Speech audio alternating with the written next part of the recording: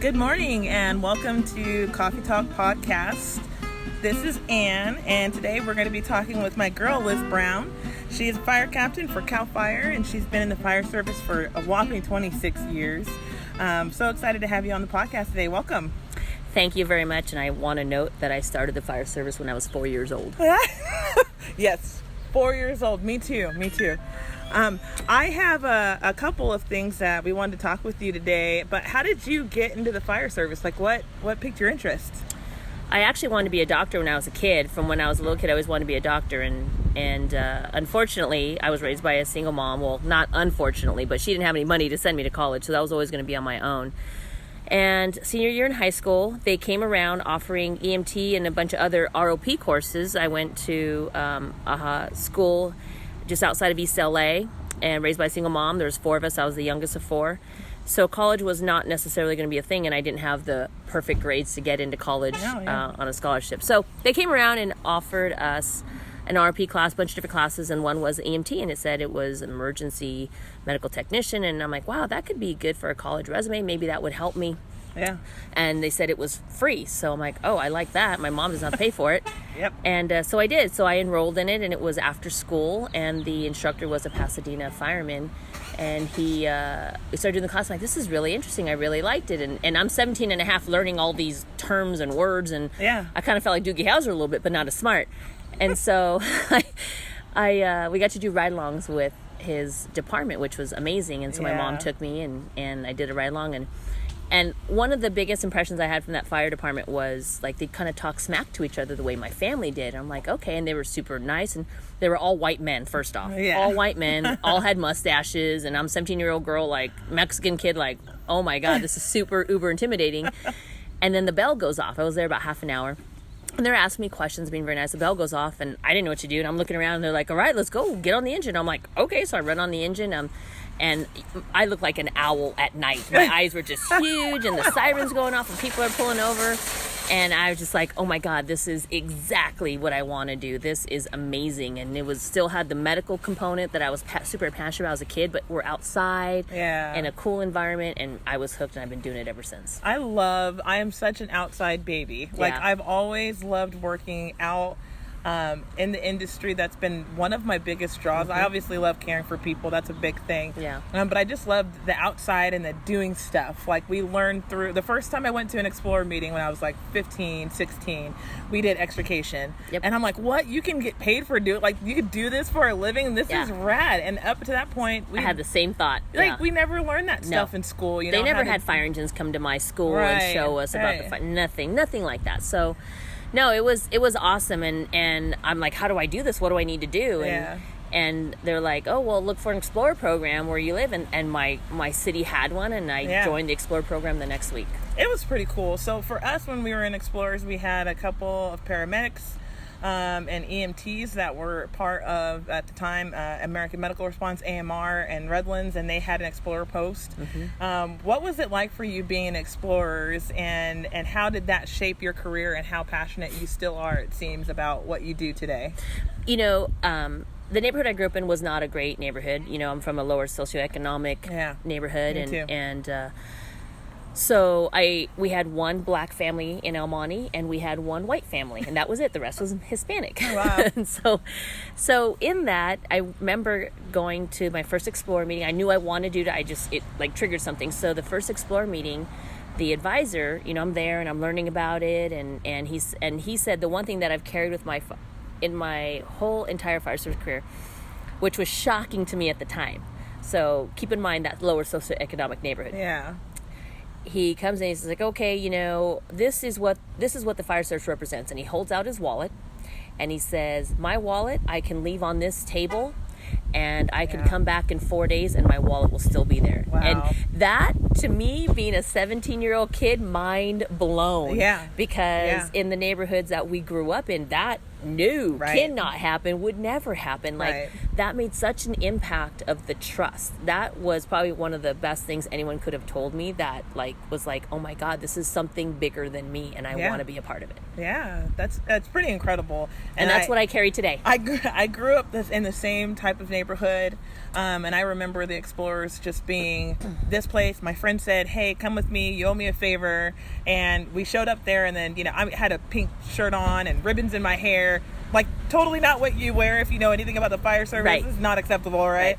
But I didn't know anything about it, and so it kind of and it needs to be acceptable, actually. Yeah, well, I'm working on that. Yeah. So for a long time, I had ribbons in my hair all the time. I've kind of got out of that now that I'm in my 30s and stuff. But I really appreciate, to me, when we first met, the willingness that these guys had in showing us as young women kind of how we could make a life for ourselves. That was different than what to that point society had told us we were capable of. Correct. They didn't go easy on me because I was a girl when we were lifting patients out of cars or doing any kind of C-spine, and when we were doing PT in the morning, they said, hey, no, you're going to do this, we're going to be able to do it together, let's finish strong. And I think that community that they built, and that pushing us and allowing us to believe in ourselves, and not saying, well, it's okay, you can finish later or maybe next time, but just saying, hey, look, we want you to finish with us and we want you to finish strong, has always really played a huge part in me feeling like I'm part of the team, and then believing that I could do it. And wanting to do better so you could finish strong with the team, as opposed to lagging behind by not pushing yourself. It's kind of that reciprocity of mindset. And I did always appreciate that about the fire service, is that I was never the fastest. I always carried weight. I've always been pudgy. It's just my makeup. That's how I am. I do. I got curves. Curvy. But at the same time, it certainly hasn't hindered or made me less effective in my job. And that's one of the things that I think people do need to understand. Not saying that I'm not healthy. I work out and I do I run, I do all that, but I'm never ever going to be a 6'3", 200-pound white male. It's just not going to happen. Right. But that's what the fire service creates our fire engines around and our agilities around. Yeah. So if you're not in that demographic, you have to do other things to be relevant and to be effective. Yeah. And thank God we do have standards. We all society needs standards. Yeah. However, we don't need to make impossible standards to not allow a cross-section of the community to participate in serving their community. That to me doesn't even make sense. Right. It's nonsensical when you say it out loud. Yeah. And then giving people the tools if they are not 6'3". Right. Right? Because you still have shorter guys that are out there that still need to meet that standard. Giving them the tools that they need in order to be successful, regardless of how they're physically built. Right. That they can have that technique and learning that technique to be better at whatever that requirement is, that standard is. So I think one of my big questions is, being in this industry for a long time, kind of working with different people, working on private ambulance, working for a fire department, working in education, I have always had great difficulty in filling in the space that I'm supposed to be in, right? Yeah. And as a captain, you really don't have that choice. Your team is looking to you to really lead them, and whether it's safety or, building up the team or accomplishing an objective or a goal, how have you been able to address that, being comfortable, whether it be as a female, when you were younger, being a younger female in the fire service, and all the leadership roles that you've taken on over the years? How do you fill that role and be comfortable still being yourself, really, as you fill that role? I can't say that I'm ever 100% comfortable. I'm not. I feel like as I've gone through my fire service career, I just have a better idea of my strengths and weaknesses. And so when I first got in the fire service, everything's about assimilation, and I was no different from that. I always wore t-shirts. I always tried to look masculine, and not like in any sexual orientation way, just in, I want to be part of your cool group. Please let me in. Look at me. I look like you. And I really don't. I really don't. But but in my mind, I'm doing everything I possibly can to see how much more can I softball me into your world? How much more can I wrap myself in pillows so I'm not this hard wrecking ball? And really, in reality. And I look back now and I see that was a survival skill. In no way, shape, or form did anyone mentor me saying I didn't have to do that. But that wasn't the environment of being able to do that on my own. So if you had multiple females at a fire station, And God forbid this other female didn't have a great reputation. You owned her reputation unless you separated yourself. And that kind of causes a cannibalistic environment, which I look back now and see I was absolutely a part of. And it was a survival skill, but we shouldn't even have to do that amongst each other. And so I no longer do that, but it wasn't, I have another really good friend of mine. She's been in the fire service longer than I have. And she was full-time before I was. She's from a Hispanic background as well. But what was so amazing about her, she had a very strong sense of self. She's about 4 years older than me. Yeah. She had a very strong sense of self. And we would go out, and she kind of took me under her wing. So she was a mentor to me when she was still trailblazing herself. She was the first female at her department. So she didn't know what she didn't know. I didn't know I didn't know. But I'm like, she seems to be working, so let me kind of see what she does. I have a friend like that, yep. And one of the things that she did, and I was probably mid-20s, I just would go out and she'd dress very female and she'd act very feminine and just like, and I'm like, wow. And like we'd go out and she'd just super cute. And I'm like, she's like, you're a woman, be a woman. It's okay. And it's so interesting that she told me that, because I can see mile markers in my career where I started to say, I'm a female and it's okay. So as a fire captain, you are responsible for a team, and your leadership really sets the tone for the day and a call. So how have you used your idea of leadership to help your team be successful throughout your career, and especially now as a captain? Well, I think we really have to look at what makes a leader. Authority doesn't make a leader. What makes a leader is someone that I want to follow because I like what they say, I like what they think, and I like how they do things. I trust them. Leadership is about trust, and that takes time and it takes patience to build trust, and that's through relationships. So for me, trying to be a leader to my crew, I try to integrate ways to build their trust, whether it's taking on a task and I do it with them, or if they have a need or concern or problem, I acknowledge it and address it. Right. And I may not feel it rises to the level of importance of what I would determine it to be. However, I'm not here to judge necessarily what's important to them. I'm here to judge if it's important to the mission. And if this employee says, this is important to me and I can't effectively do my job because this is an issue, then I need to address it as a leader. Right. And so then I will address it as a leader. And doing that daily over a period of time, it builds trust. And when I first came onto my crew, my paramedic, he didn't have, he had a captain, but the captain would always go on fire assignment. So he didn't have that day-to-day trust building. So when we first came together, I'm telling him, you can trust me, I'm going to be here for you. He wasn't able to trust it because we didn't have that relationship, formed yet. And over time, we've gotten there. Now we have a great working relationship. I trust him. He trusts me. So we have that reciprocity. So when I say do something, he does it. I don't have to worry about, is he really going to do it? Is he going to question?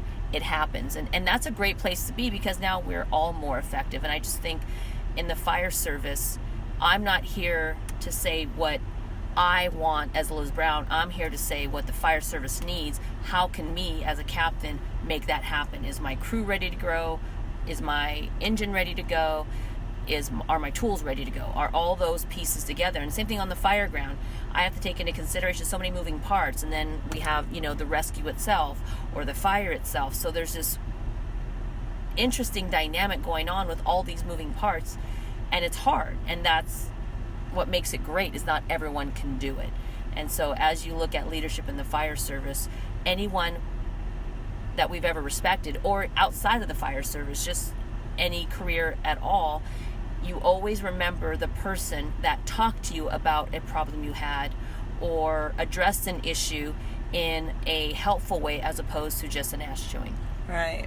And so for me, what I have found, all the pieces of information that I've carried with me throughout my career are always people that pulled me aside, didn't beat me up for something, and said, hey, look, think about this next time, consider this. That is so much more powerful than someone yelling at me, because in the fire service, you're used to people getting upset. You deal with upset people all the time, whether it's a citizen or, a co-worker upset about something.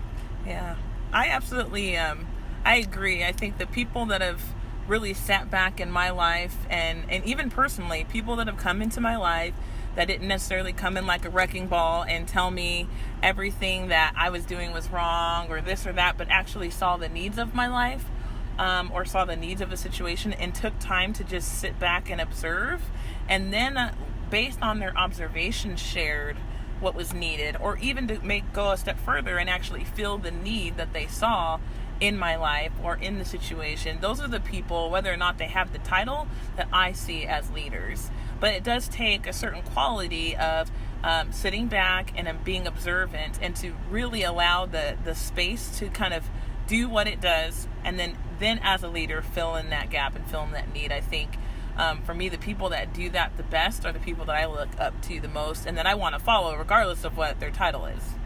I think that's really neat. I think so too. And I like I said, I have, and we talked about this a while ago, where the people that I felt gave me the best mentorship actually came from relationships. Their wives were strong, independent women.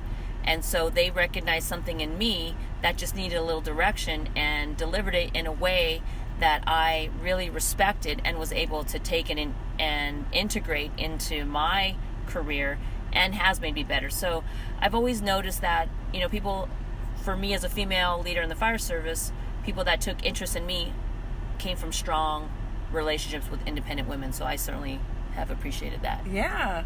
Well, we are running out of time. I know it's a quick 15 minutes. But before we go, I wanted to kind of ask you, because you've been doing this, for 26 years. Obviously, you have a huge passion for the fire service and being a first responder.